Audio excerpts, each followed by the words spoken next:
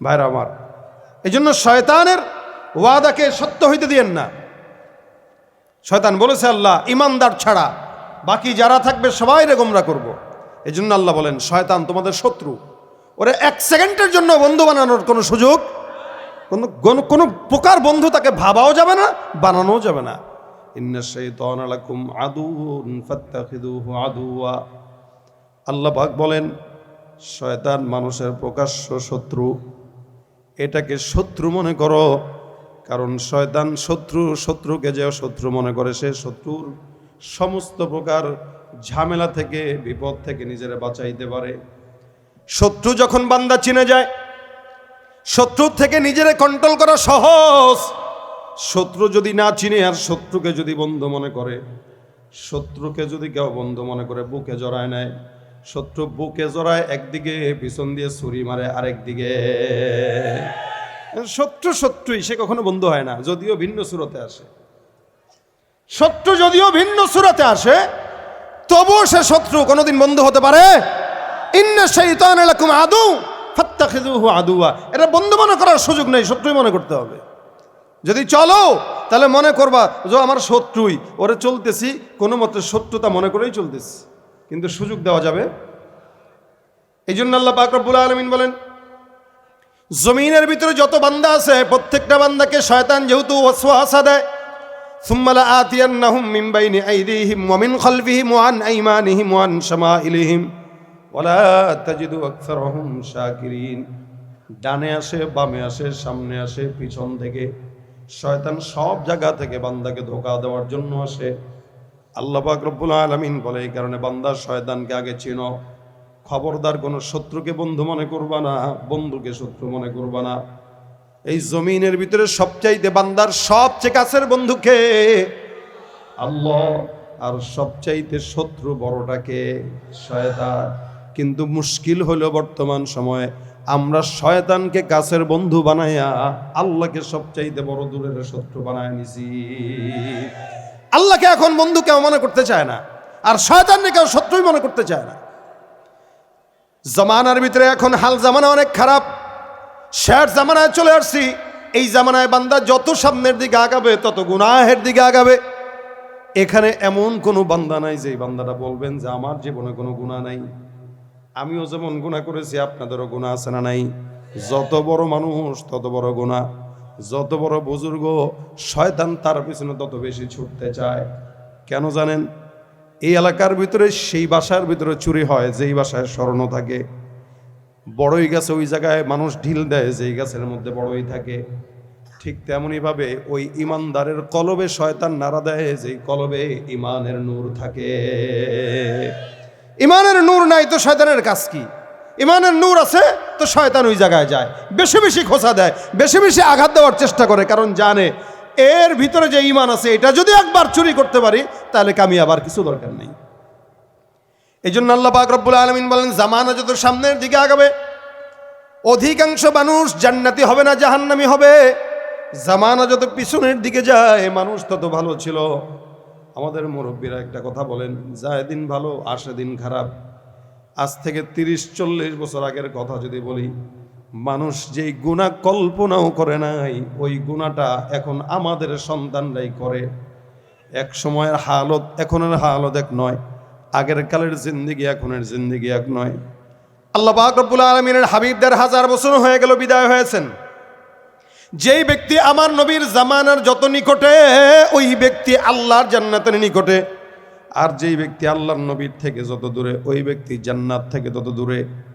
আল্লাহ পাক রব্বুল আলামিন বলেন ওয়াস-সাবিকুন আস-সাবিকুন উলাইকাল মুকাররাবুন ফি জান্নাতিন নাঈম সুল্লাতুম মিনাল আউয়ালিন ওয়া কলিলুম মিনাল আখিরিন।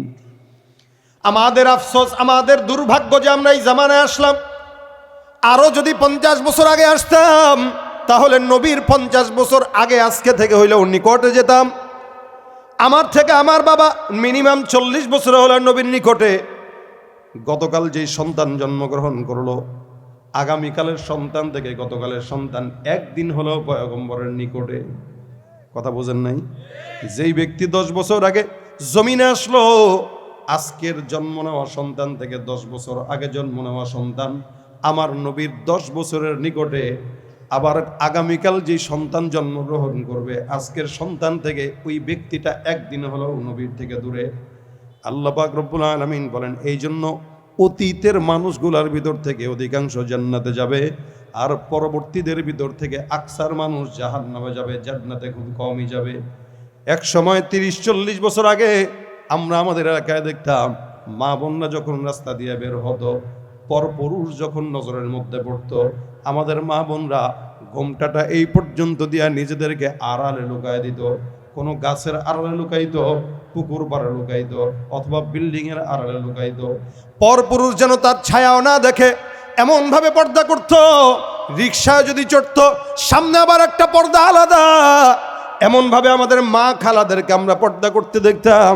পরপুরুষ দেখার সঙ্গে সঙ্গে নিজেদেরকে হাইড করে রাখতো।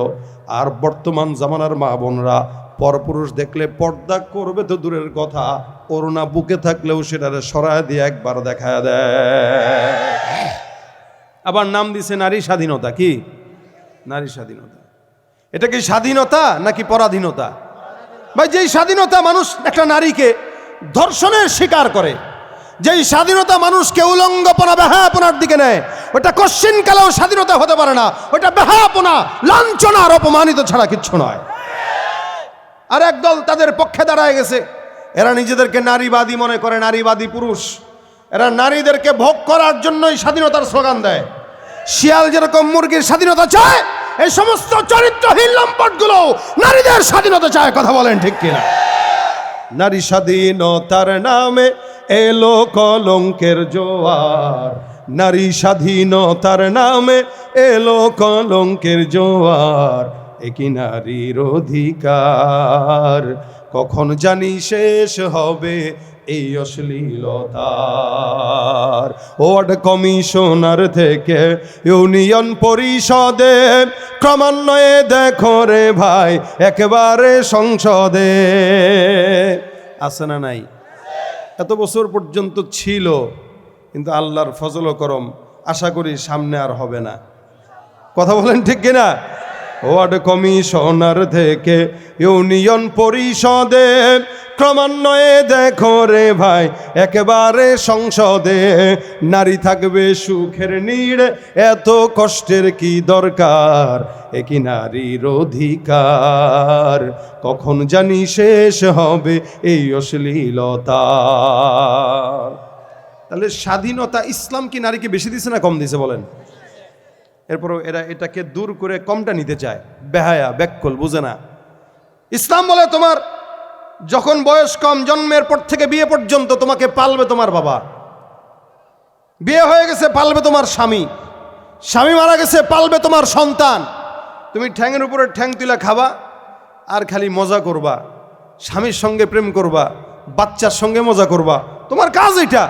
এখন ওই স্বাধীনতা বাদ দিয়া চাকরির স্বাধীনতায় পিছনে ছুটছে, যার কারণে সকালে বের হয়, রাত্রে ঢুকে, কখনো তো ঢুকেও না, ধর্ষিতা হয়ে রাস্তায় লাশ পড়ে থাকে। এটাই স্বাধীনতার কুফল। আল্লাহ আমাদেরকে একটু বোঝার তৌফিক দান করে বলে না আমি। আমরা এক সময় দেখতাম আমাদের নারীদেরকে পর্দার বিধান মেনে চলতো। ফজরের নামাজের পর, আমি নিজে ছোটবেলার কথা যদি বলি, ঘুম থেকে যখন জাগতাম তখন দেখতাম মা আর বাবা তাহাজ্জুদের নামাজের পর, ফজরের নামাজের পর কোরআন তেলাওয়াত করত। প্রতিদিন সকালবেলা মা বাবার কোরআন তেলাওয়াতের আওয়াজে ঘুম ভাঙত। রাত্রিবেলা ঘুমানোর আগে সুন্দর করে তেলাওয়াত করে সূরা কালাম পড়ে গায়ের ভিতরে ফু দিয়া, ওজিফা পাঠ করে ফু দিয়া ঘুম পাড়ায় রাখতো। আমাদের ছোটবেলাটা ছিল অনেক সুন্দর, যদিও খুব বেশি আগের না। এই জামানার পরিবর্তনটা মাত্র 15 থেকে 20 বছরের ভিতরে হয়েছে।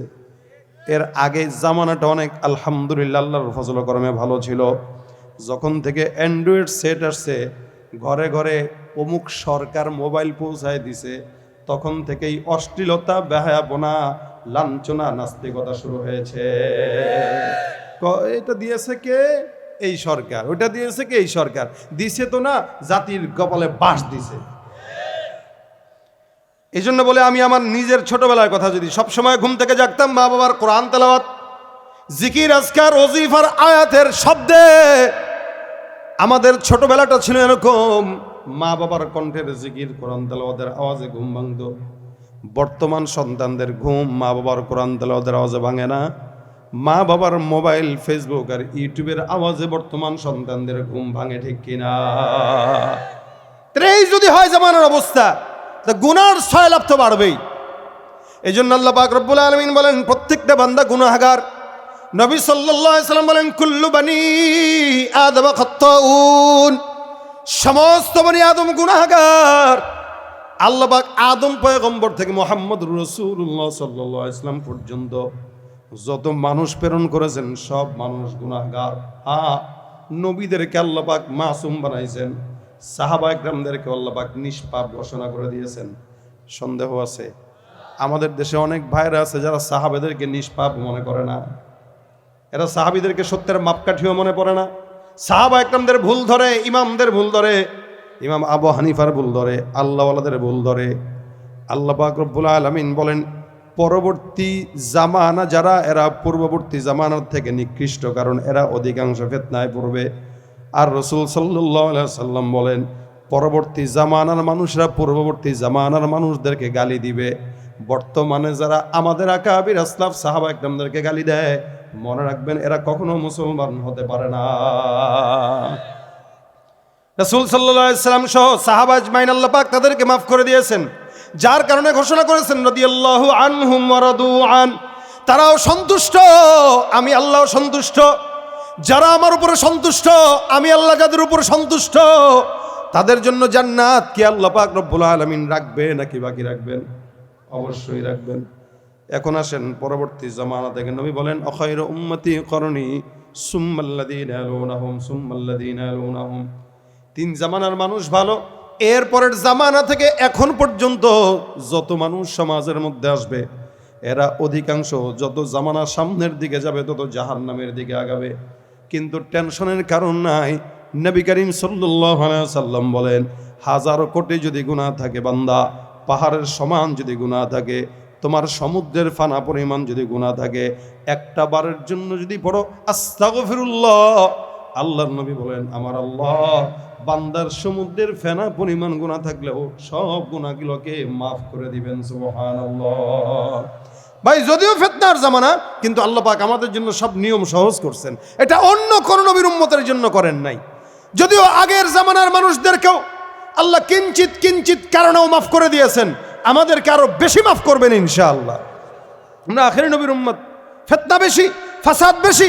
এই জামানায় ছোট্ট থেকে ছোট্ট ইস্যুতেই আল্লাহ পাক বান্দাকে ক্ষমা করার ঘোষণা দিয়েছেন। সুবহানাল্লাহ। ভাইরা আমার, নবী করিম সাল্লাল্লাহু আলাইহি সাল্লাম বলেন পূর্ববর্তী আগের জামানার বান্দাকে আল্লাহ পাক রব্বুল আলামিন মাফ করে দিতেন। বনি ইসরাইলের জামানার এক আল্লাহর বান্দা সারা জিন্দেগি গুনাহ করে নাই, সারা জিন্দেগি ইবাদত করে নাই, গোটা জিন্দেগি গুনাহ করেছে, নাম কিফিল। এই কিফিল আল্লাহর বান্দা সারা জিন্দেগি গুনাহ করছে, একটা ইবাদত করে নাই, কোনোদিন নামাজ অথবা অন্যান্য ইবাদতের হারও ধরে নাই। আল্লাহর বান্দা সমাজে এমন কোনো অন্যায় নাই যেটা করতো না, এমন কোনো জুলুম নাই যেটা করতো না। মানুষ অতিষ্ঠ হয়েছিল তার কারণে, অত্যাচার, নিপীড়ন, জুলুম, অন্যায়। যাওয়ার জন্য গেলে কয় আমার সঙ্গে হোটেলে থাকা লাগবে। কথা বুঝে না এরা? আপনারা মনে হয় পান নাই এগুলো আগে। আমাদের দেশে এরকম অসংখ্য নেতা কর্মী আছে, অফিসার আছে, কোনো মা বোন যদি তাদের কাছে চাকরি পাইতে চায় তো তার সঙ্গে আগে রাত কাটানো লাগে, তারপরে চাকরি হয়। এগুলো সব ওই কিফলের অন্তর্ভুক্ত। যদিও কিফ তওবা করেছিল, বললাম আর কি, এগুলো সব আবু জাহেল ওতবা সাহেবার চেলা। তো কিফ বলতেছে তোমাকে 60 দিনার দিব, শর্ত হইল আমার সঙ্গে রাতে থাকবা, তার মানে জেনা ব্যভিচার করবা। আল্লাহর বান্দি রাজি হয়ে গেছে, তার টাকা দরকার, কি করবে? কোনোদিন কোনো হারাম কাজে জড়ায় নাই, কোনোদিন কোনো জেনা করে নাই, গুনাহ করে নাই। কিফ বলল অমুক তারিখে রাত্রের বেলা আসো। আল্লাহর বান্দি গেল, রাতের বেলা দরজা বন্ধ, জানালা বন্ধ, সুন্দর করে খাটের মধ্যে গেল। রাসূল সাল্লাল্লাহু আলাইহি সাল্লাম বলেন একজন স্বামী তার স্ত্রীর গায়ের উপরে যেভাবে বসে, কিফল আল্লাহর বান্দা ওই মেয়েটার গায়ের উপর সেভাবে চড়ে বসছে। আল্লাহর বান্দা মাত্র চড়ে বসলো, হঠাৎ করে তাকায় দেখে এই আল্লাহর বান্দিটা হাউমাউ করে কাঁপতেছে আর কান্নাকাটি করতেছে। ডাক দিয়া বলে, ব্যাপার কি? কেন কান্নাকাটি করো, কেন কাঁপাকাঁপি করো? তোমার সঙ্গে তো খারাপ কোনো ব্যবহার করা হয় নাই, ধমক দেওয়া হয় নাই, মায়েরও দেওয়া হয় নাই, কেন কান্নাকাটি করো? যুবতী ডাক দিয়া বলে, কিফিল আমার ভয় লাগতেছে। কিফিল ডাক দিয়া বলে, কিসের ভয়? দরজাও বন্ধ, জানালাও বন্ধ, কেউ দেখে না।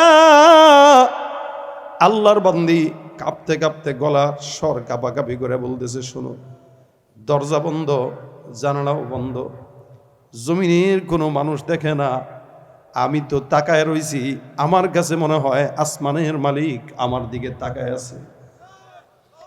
আল্লাহ পাক রব্বুল আলামিন আমাকে দেখে। নবী সাল্লাল্লাহু আলাইহি সাল্লাম বলেন, যে কোনো কাজ, যে কোনো আমল এমন ভাবে করো, আনতা আবুদাল্লাহ কান্নাকা তারাহ, এমন ভাবে ইবাদত করো যেন তুমি তোমার মাওলারে দেখো। আর যদি তোমার হালতটা এরকম না হয়, ফাইল্লাম তাকুন তারাহু ফাইন্নাহু ইয়ারাক, এমন ভাবে ইবাদত করো তুমি তোমার মাওলারে দেখার যোগ্যতা না থাকলেও আসমানের মালিক তোমার দিকে তাকায় আছে। আমি আল্লাহকে না দেখলেও আল্লাহ তো আমাকে দেখে। এ যুবক ভাই, খাটের ভিতরে আমি শুয়ে রয়েছি, তুমি আমার পিঠের উপরে চেড়ে বসছো। এই জায়গায় জানালাও বন্ধ, দরজাও বন্ধ, জমিনের কোনো বান্দা দেখে না। আমি তো মনে হইতেছে আমার মাওলা আমার দিকে তাকায় আছে, আমি আমার মাওলাকে দেখতেছি। দয়া করে তোমার কাছে হাত জোড় করে বলি, আমি আমার অভাবের তাড়নায় আজকে এই রাস্তায় আসছি। কোনোদিন জিন্দেগিতে এরকম গুনাহের গর্হিত কাজ আমি আমার জীবনে করি নাই। আল্লাহর বান্দি যখন কিফিলকে বলল, আসমান থেকে আমি দেখলাম আমার মাওলা দেখে, হঠাৎ করে কিফিলের ভিতরে এমন একটা প্রকম্পন তৈরি হয়ে গেছে। কিফিল হঠাৎ করে খাটের থেকে লাফ দেওয়া নিচে পড়লো, আর ডাক দেয়া বলে, যুবতী, আমি এতদিন পর্যন্ত মাওলার ভয় কি জিনিস বুঝতাম না। এই কথা বলার পর আমি এমন একজনের ভয় দিলের ভিতরে অনুভব করলাম, যাকে আমি আমার চোখে দেখি না, কিন্তু তার ভয় আমার দিলের ভিতরে আল্লাহ বসায় দিছে। ধরা দিয়েও দাও না ধরা,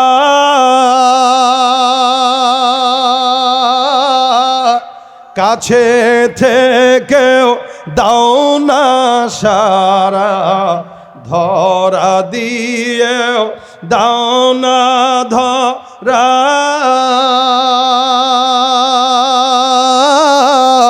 কাছে থেকেও দাও না সারা, এই বুকেতে বইছে খরা, এই বুকেতে বইছে খরা, না পাওয়ারি যাত না, পুরে পুরে ছাই হইল এই যে পাগলের সিনা, পুরে পুরে ছাই হইল এই যে পাগলের সিনা, মাওলার ইশকে জলে আগুন নিভাইলে যে নিভে না, পুরে পুরে ছাই হইল এই যে পাগলের সিনা। মাওলা তোমায় ভালো বেশে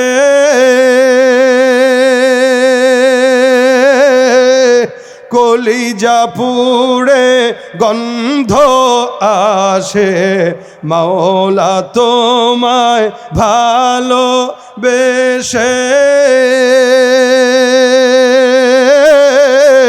কলিজা পুড়ে গন্ধ আসে, আমি তোমার নূরে যাব মিশে, তোমার নূরে যাব মিশে, দূরে ঠেলে দিও না, পুরে পুরে ছাই হইল এই যে পাগলের সিনা।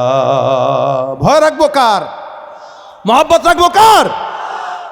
আল্লাহর বান্দা সারা জিন্দগি কোনো ইবাদত করে নাই, জিকির করে নাই, গুনাহ করছে, মানুষকে ঠকাইছে, অত্যাচার করেছে, জুলুম করেছে। এক আল্লাহর বান্দি ডাক দেয়া কয়, কেউ না দেখলেও দেখেন তো আল্লাহ। হঠাৎ করে খাটের থেকে লাফ দিয়া নিচে নেমে গেছে। ডাক দিয়া বলে, আল্লাহর কসম, সত্যি করে বলো, জিন্দিগিতে এমন কোন গুনাহের কাজ কি তুমি এর আগে আর করো নাই? বলে, না আল্লাহর কসম করে বলছি করি নাই। যদি তুমি জিন্দিগিতে এমন গুনাহের কাজ কোনোদিন না করো, আমি আল্লাহর শান্তি, আল্লাহর সন্তুষ্টির জন্য বললাম, এই যে 60 দিনার টাকা আমি তোমাকে দান করলাম, এই টাকাটা আমি আল্লাহর হস্তে তোমাকে করজে হাসানা নয়, দান করে দিলাম। যাও আমার আল্লাহর কাছে দোয়া করবা, আল্লাহ পাক যেন আমার কলবের ভিতরে মাওলার ভয় স্থায়ী করে দেয়। এটা যা দিলাম এটা তোমাকে এমনিই দিয়ে দিলাম, তুমি নিয়ে যাও। তবে তুমি আমাকে যে সবক শেখাইছো এটা যেন আমার কলবে থাকে, একটু দোয়া করো। মেয়েটা চলে গেছে। আল্লাহ পাক রব্বুল আলামিন এই বান্দা কিছুদিন পর হঠাৎ করে জমিন থেকে বিদায়। এলাকার মানুষ সন্তুষ্ট, কেউ জানাজার নামাজ পড়ার জন্য আসে না। সবাই একজন আরেকজনের ডাক দেয়া কয়, আরে কার জানাজা পড়বে? কিফিলের জানাজা, ও মরছে ভালো হয়েছে। এত বড় জালেম, ও মরছে ভালো হয়েছে, কেউ জানাজার নামাজ পড়েই না। সারা রাত চলে গেল, জানাজার নামাজের কোনো খবর নাই। মা পেরেশানিতে, আল্লাহ আমার সন্তান এমন গুনাহগার, এই গুনাহগার বান্দার জানাজার নামাজ তো কেউ পড়ার জন্য আসে না। আল্লাহ কি হয়ে গেল এটা? সবাই খুশি, সবাই সন্তুষ্ট। মনে রাখবেন, এই জন্য নিজের জিন্দিগিটাকে আমলের সাজ দিয়ে সুন্দর করে সাজায় নেন। তাহলে সমাজে কোনো মানুষ যদি মারা যায়, এলাকার মানুষ সবাই আপনার জন্য দোয়া করবে, কানবে। আর মানুষের উপরে জুলুম করবেন, নির্যাতন করবেন, অত্যাচার করবেন, আপনার মরণের পরে আলহামদুলিল্লাহ বইরা মসজিদে মিষ্টি বিতরণ করবে। এই জন্য জীবনটাকে এমনভাবে গঠন করা যে মরলে যেন আসমান পর্যন্ত কান্না করে, বৃষ্টি বর্ষণ করে। আল্লাহর বান্দা মারা গেছে, এখন জানাজার নামাজের অবস্থা নাই। হঠাৎ করে এলাকার মানুষরা রাতের বেলা ফজরের নামাজের সময় উঠলো, শুভে সাদিকের সময় একজন আল্লাহর বান্দা দরজার ভিতরে তাকায়, দেখে কিফিলের যে ঘর আছে, ঘরের দরজার ভিতরে লেখা ইন্নাল্লাহা কদ গাফারা লিল কিফিল। আল্লাহু আকবার। আল্লাহ পাক রব্বুল আলামিন ওই বান্দা কিফিলের দরজার ভিতরে টাঙায় দেয়, ইন্নাল্লাহা কদ গাফারা লিল কিফিল। তোমরা কিফিলকে মনে করছো মনে হয় জাহান্নামী বান্দা, কিন্তু কিফিল রাতের অন্ধকারে এমন ভাবে তওবা করলো, আমি আল্লাহ পাক রব্বুল আলামিন সারা জিন্দেগীর গুনাহ মাফ করে কিফিলকে জান্নাতি বলে ঘোষণা দিয়ে দিলাম। সুবহানাল্লাহ। সমস্ত এলাকার মানুষটা তাকায় দেখলো, আরে আল্লাহ পাক কিফিলকে মাফ করে দিছে, তো কারণটা কি? আমরা তো আর জানি না। কারণ কি? বলে গোপনে আল্লাহর কাছে চোখের পানি আর তাওবা। এজন্য আল্লাহ পাক রব্বুল আলামিন বলেন, খবরদার, ইয়া আইয়ুহাল্লাযীনা আমানু লা ইয়াসখার কওমুম মিন কওম আসা আইয়াকুনু খায়রাম মিনহুম ওয়ালা নিসাউম মিন নিসাইন আসা আইয়াকুননা খায়রাম মিনহুন। মনে হবে অমুকে মনে হয় খারাপ, তমুকে মনে হয় খারাপ।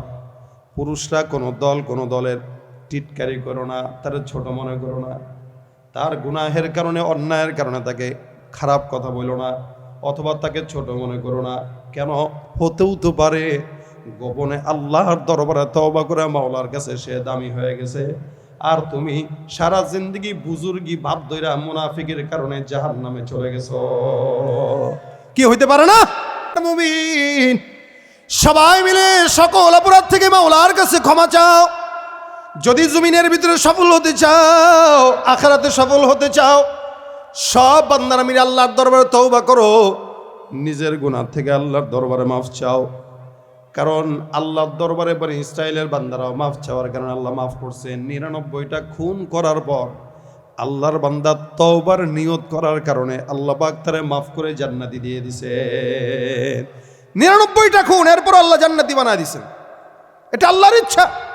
হয়তো বান্দা তওবার কারণে মাফ পেয়ে যাবে, আবার অনেক বান্দা তার আমলের পাওয়ারের কারণে জাহান্নামে চলে যাবে। যে কেমন পাওয়ার?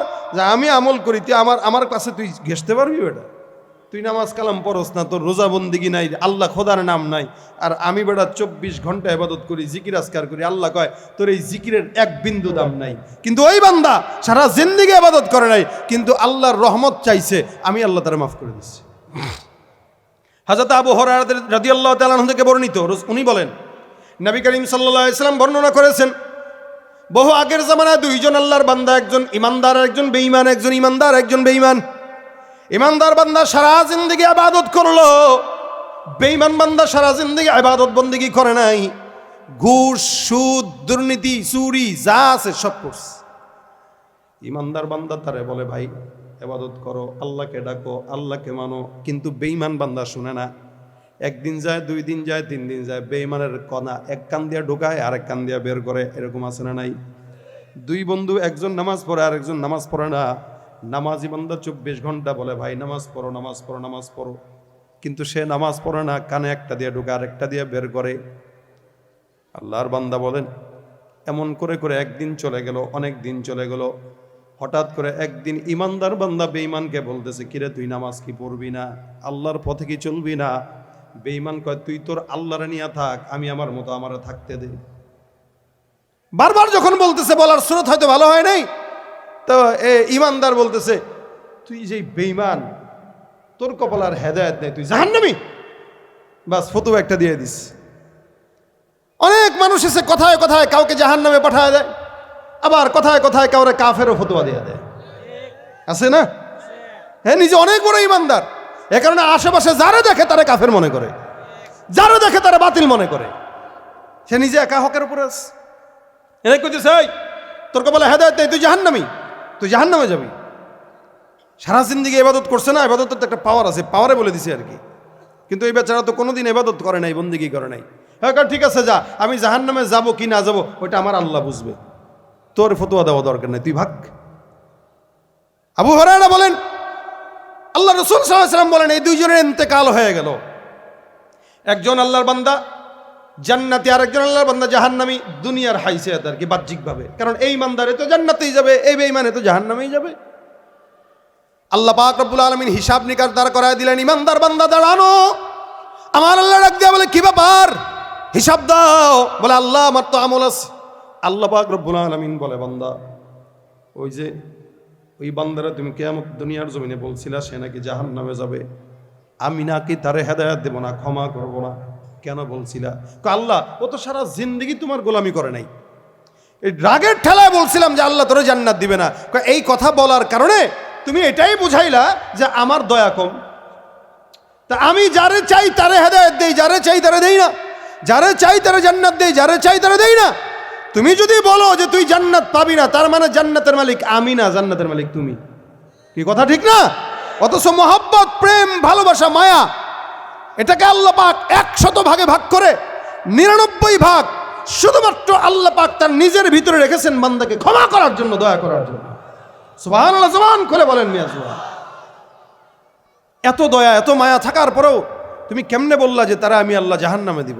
এই ফেরেশতা, এই ইমানদার বান্দার লৌকিকতার কারণে তারা জাহান্নাম দাও, আর ওই বান্দা গুনাহগার হইলেও আমি আল্লাহর উপরে রহমতের আশাবাদী ছিল, একে জান্নাত দিয়ে দাও।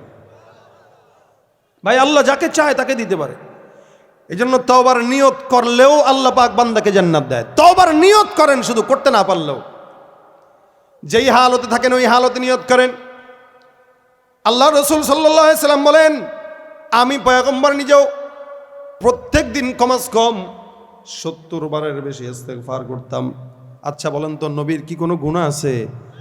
সুযোগই তো নাই, প্রশ্নই তো আসে না। যিনি শাফিআ মাহশার, তার আবার গুনাহ কিসের? ওই নবী বলতেছেন ওয়াল্লাহি ইন্নী লা আস্তাগফিরুল্লাহ ওয়া আতুবু ইলাই, আল্লাহর কসম করে বলছি আমি প্রতিদিন ইস্তেগফার করি আকসার মিন 70 মাররা, 70 বারের বেশি। এ বান্দা ইস্তেগফার করো, হারাম থেকে বাঁচো। ইত্তাকিল মাহারিমা তাকুন আবাদান নাস। একদিকে ইস্তেগফার করলা, আরেকদিকে গুনাহ। ওদিক দিয়ে ঘুষের টাকা ধরে আর কয় আস্তাগফিরুল্লাহ, কি দিছেন?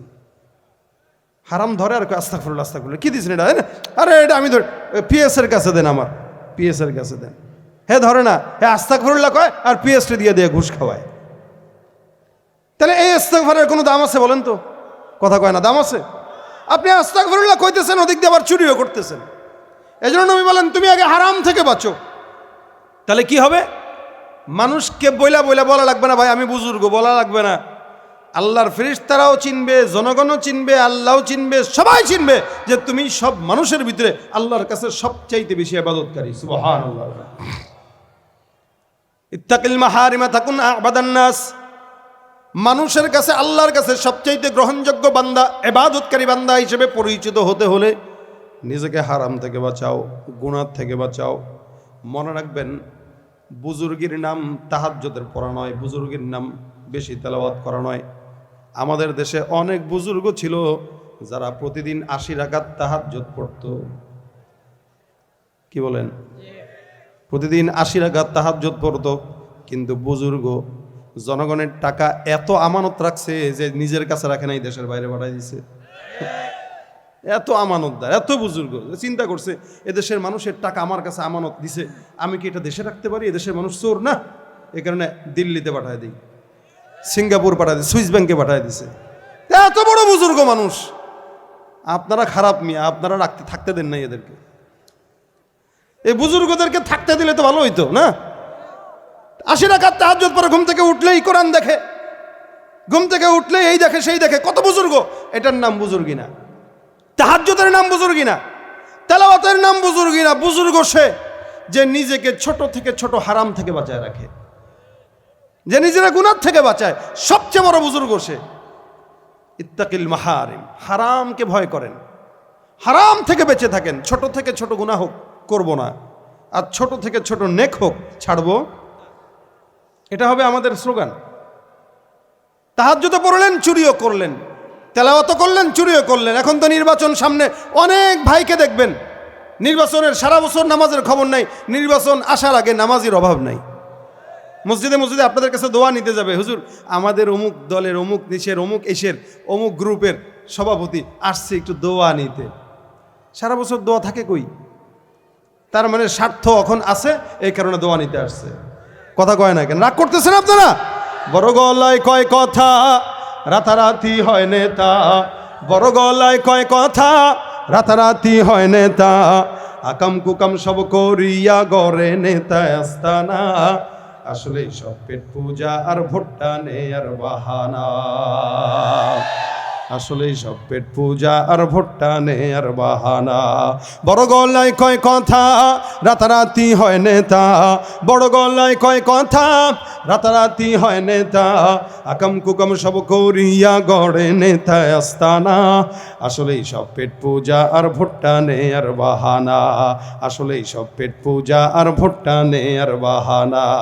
নেতার গলায় ফুলের মালা পড়ায় যে কত জনে, নেতার প্রশংসা করিয়া আগুন ঝরায় ময়দানে। নেতার গলায় ফুলের মালা পড়ায় যে কত জনে, নেতার প্রশংসা করিয়া আগুন ঝরায় ময়দানে। স্লোগান দেয় নেতার নামে, স্লোগান দেয় নেতার নামে, নিজে হইয়া দিওয়ানা। আসলে সব পেট পূজা আর ভোট্টা নে আর বাহানা। ঠিক কিনা? তাহলে ভাইরা আমার, খালি কারো পিছনে ছুটাই ইমান নষ্ট করেন না, নিজের গুনাহের ভাগিদার বানায়েন না। এমন মানুষের পিছনে ছুটবেন যারা দেখলে আল্লাহর কথা মনে পড়ে। কার কথা?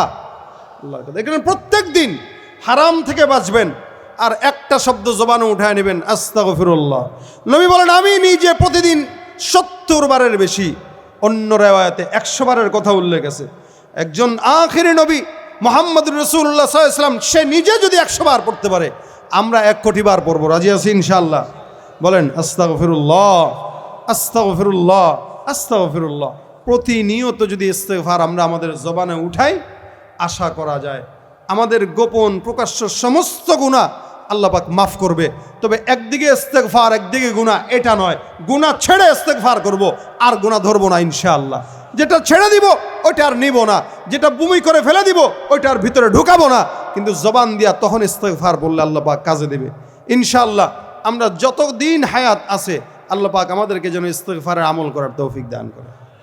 আজান দিয়ে দিছে ইনশাআল্লাহ, সময় মতো এখানেও নামাজ হবে, প্যান্ডেলেও নামাজ হবে, আপনাদের এখানে মসজিদ আছে, মসজিদেও নামাজ হবে।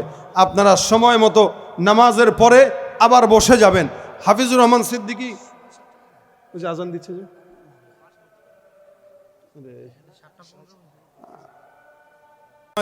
এরপর ওযু ইস্তেঞ্জা জরুরত থাকলে ওযু ইস্তেঞ্জা করে এখানে বসে যাবেন। নামাজের পরেই ইনশাআল্লাহ আমাদের হাফিজুর রহমান সিদ্দিকী হুজুর আসবেন, বয়ান করবেন, শেষ পর্যন্ত থেকে মাহফিলকে সাফল্যমণ্ডিত করে যাবো তো ইনশাআল্লাহ। আল্লাহ তৌফিক দান করুক, আমিন।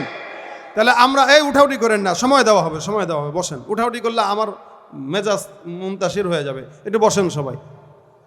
তাহলে আমরাও প্রতিদিন নিয়ত করবো ইনশাআল্লাহ ইস্তেগফারের আমলটা প্রত্যেক দিন কমাস কম কয়বার পড়া? 100 বার। হযরত আবু হুরায়রা রাদিয়াল্লাহু তাআলা আনহুর ব্যাপারে বর্ণনা আছেন, উনি প্রতিদিন 12,000 বার ইস্তেগফার করতেন। 12,000 বার উনি ইস্তেগফার প্রত্যেক দিন করতেন। থানভী রাহমাতুল্লাহি আলাইহি বর্ণনা করেছেন যে আবু হুরায়রা রাদিয়াল্লাহু তাআলা আনহু প্রতিদিন 12,000 বার ইস্তেগফার করতেন। এটা একদমই আসান তরিকা। আপনার একটা ডিজিটাল তাসবিহ যদি খালি হাতে রাখেন, দেখবেন আপনার কাজের ফাঁকে, কথার ফাঁকে হাজার হাজার বার ইস্তেগফার পড়া হয়ে গেছে। কিন্তু এমনি সারাদিন 100 বারও পড়া হবে না। তসবিহ একটা খালি আঙ্গুলের সঙ্গে ঝুলে রাখেন, দেখবেন সকাল থেকে রাত পর্যন্ত 8,000, 10,000, 12,000, 15,000, 20,000 বারও সম্ভব। আমরা ইচ্ছা করি না, তাই পারি না। এই জন্য ইচ্ছা শক্তি আগে দরকার, আল্লাহর তৌফিক আগে দরকার। আল্লাহ পাক যেন আমাদেরকে ইচ্ছা দান করে, বলেন আমিন। আল্লাহ তৌফিক দান করে, বলেন আমিন। আজকে থেকে নিয়ত করব, যখন সময় হয়, যেভাবে সময় হয়, আমাদের এই কাজ, আমাদের ব্যস্ততা, আমাদের ব্যবসা বাণিজ্য সব কিছুর ফাঁকে আল্লাহ পাক যেন আমাদেরকে ইস্তেগফারের আমলটা জবানে উঠান তৌফিক দান করে, বলেন আমিন। যা বলেছি শুনেছি এগুলোর উপর আমল করার তৌফিক দান করুক, আমিন। আমার সাথে আওয়াজ দিয়া একটা নাশিদ সবাই গাবেন, করবেন? ইশকে নবী জিন্দাবাদ, ইশকে নবী জিন্দাবাদ, আওয়াজ দিয়া ইশকে নবী, ইশকে নবী, ইশকে নবী জিন্দাবাদ, ইশকে নবী জিন্দাবাদ, ইশকে নবী জিন্দাবাদ, ইশকে নবী জিন্দাবাদ, ইশকে নবী জিন্দাবাদ, ইশকে নবী জিন্দাবাদ। আমার মনের ভুবন জুড়ে উঠলো যখন চাঁদ, তারার মিছিল কোরাস ধরে বলল মুহাম্মদ। ঝিঝির দোলৌ দুরুদ সুরে নামলো খুশিরাত দুপুরে, সেই খুশিতে জাগলো ধরা, চললো ক্ষমার পরম্পরা। মনের আকাশ আনলো মনে দূর মদিনার চাঁদ। ইশকে নবী, ইশকে নবী, ইশকে নবী জিন্দাবাদ, ইশকে নবী, ইশকে নবী, ইশকে নবী জিন্দাবাদ, ইশকে নবী, ইশকে নবী, ইশকে নবী জিন্দাবাদ, ইশকে নবী জিন্দাবাদ। সকলকে কবুল করুক, আমিন। আমা তৌফিক ইল্লা বিল্লাহ। আসসালামু আলাইকুম ওয়া রাহমাতুল্লাহ।